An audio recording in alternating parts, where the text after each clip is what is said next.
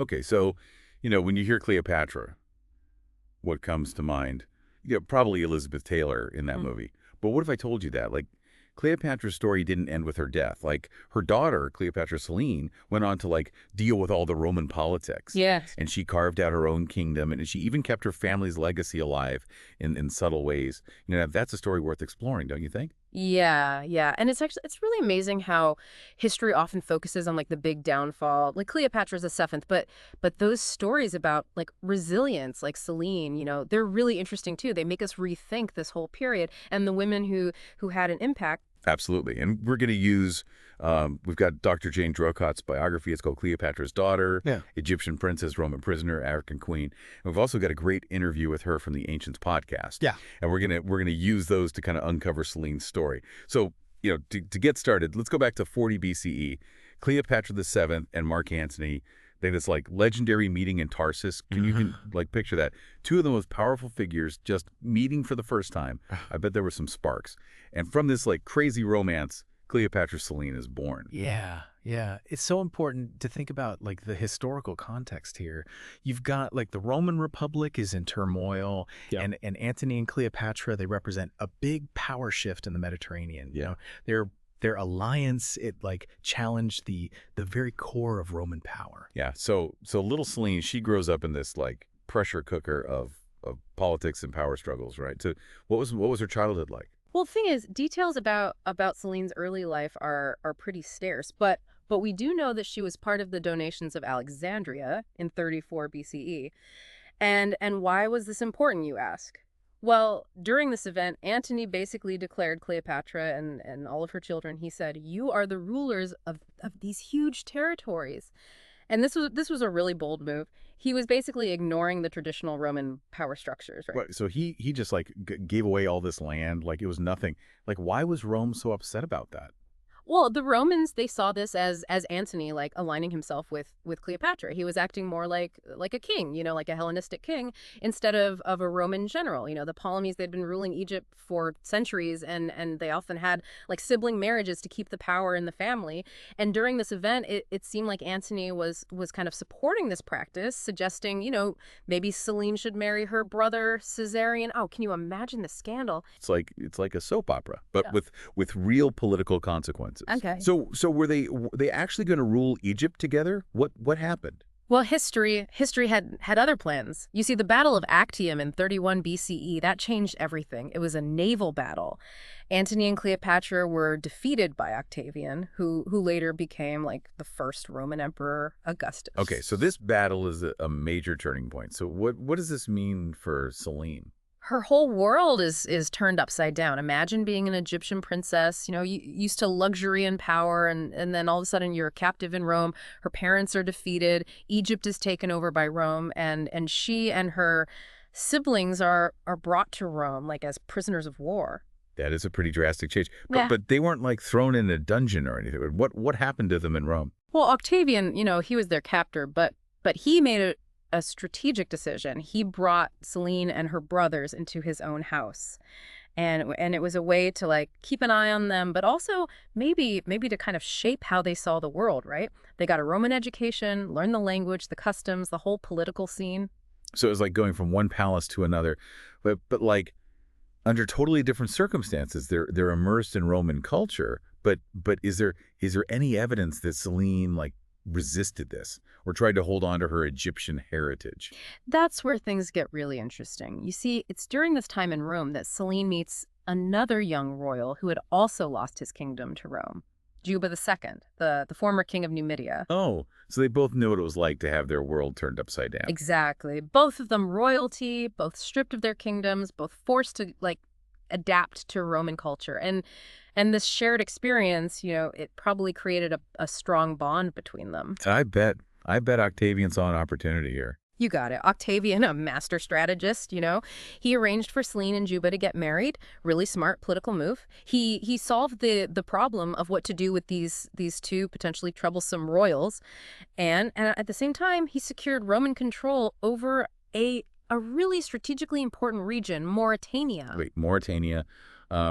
Remind me, where exactly is that? Think modern-day Morocco and Algeria. It was a big, valuable territory on the North African coast. So Octavian basically said, here's a whole kingdom, go run it for Rome and make sure things stay peaceful. No pressure. Right.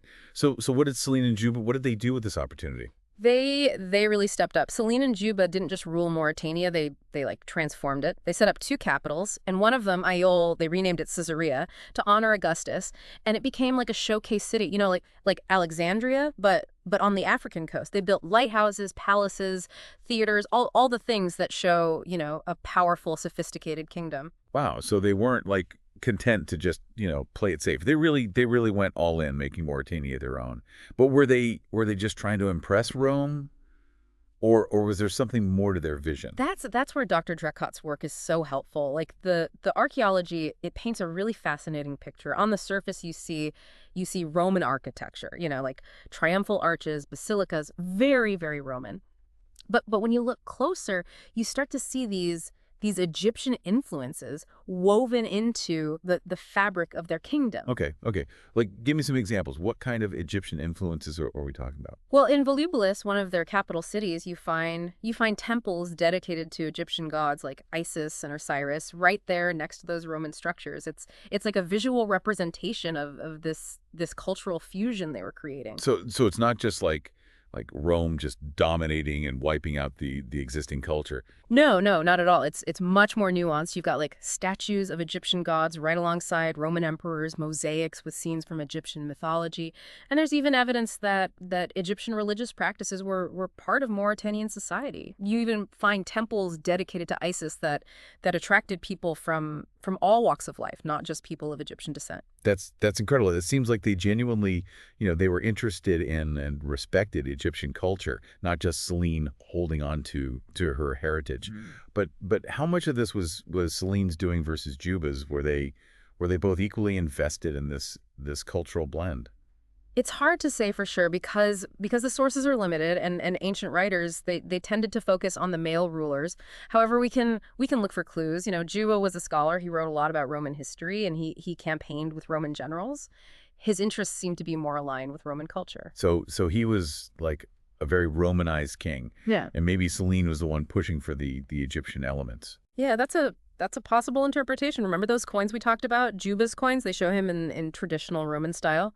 But Selene's coins, they have Greek inscriptions. And the imagery seems to evoke her mother, even incorporating the goddess Isis. And she also named their son Ptolemy. That's a direct link to her Ptolemaic ancestors. It's like she's sending a message.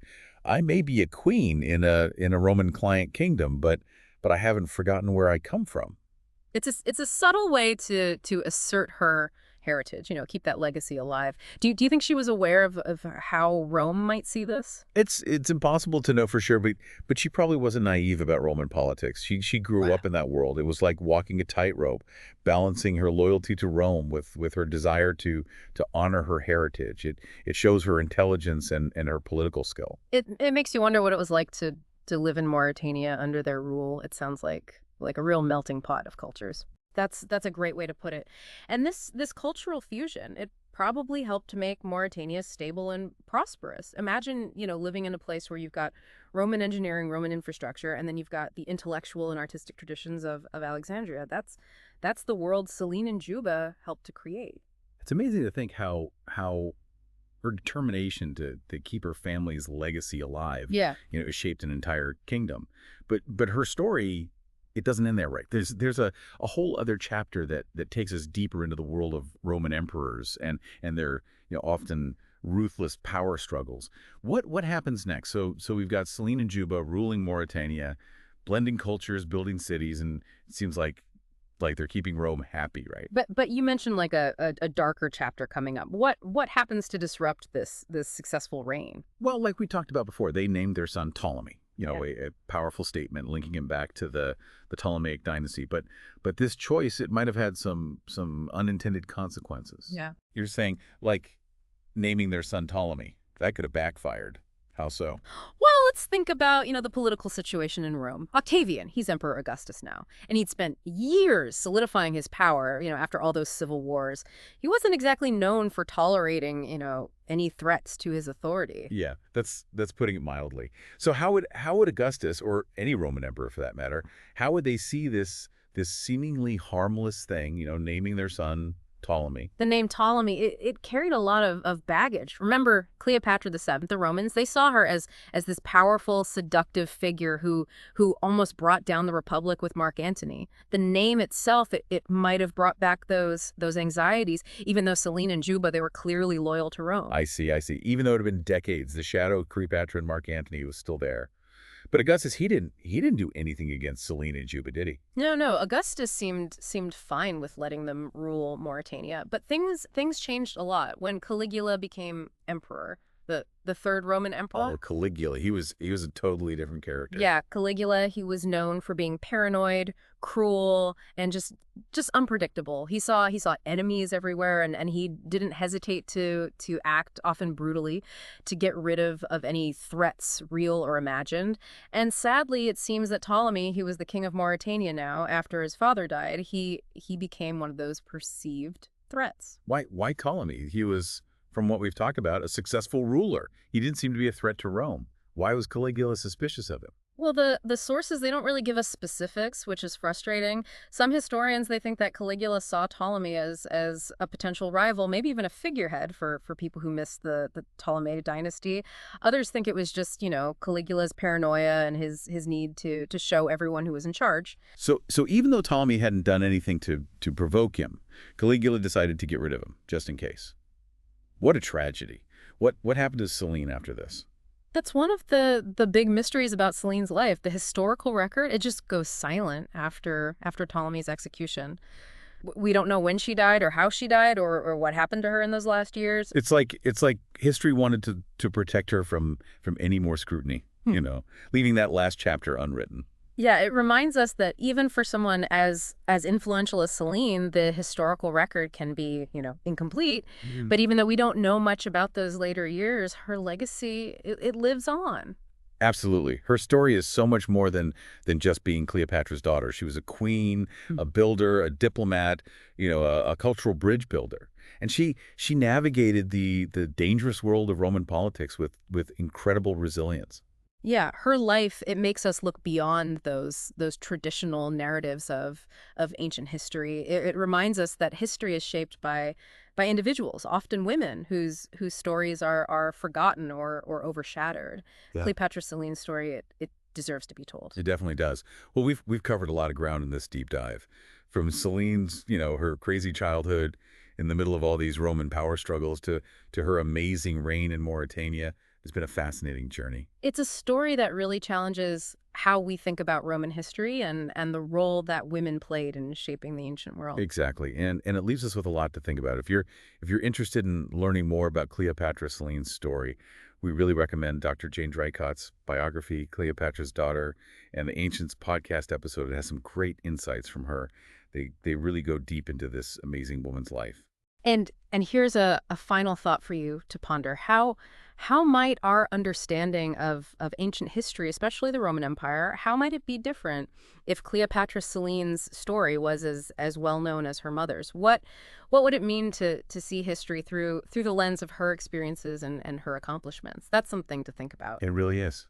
Well, that's it for this deep dive. We hope you found it as fascinating as we did. Until next time, keep exploring, keep questioning, and keep diving deep into the amazing world of history.